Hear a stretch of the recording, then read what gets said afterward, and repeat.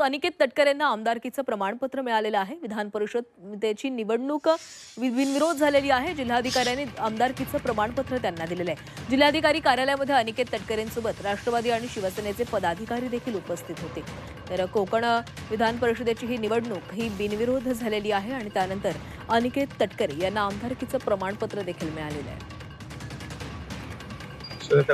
त्याचबरोबर देशाध्यक्ष तटकरे साहेब असतील, सन्मान्य चव्हाण साहेब असतील, सामंत साहेब असतील, बरेचसे गोगावले असेल, राणे साहेब असतील, नितेशजी असतील, त्याचबरोबर किरण भैया आज म्हणजे अर्ज भरायच्या दिवशी नव्हते पण सर्टिफिकेट घ्यायला भैया इथे आवर्जून आहेत।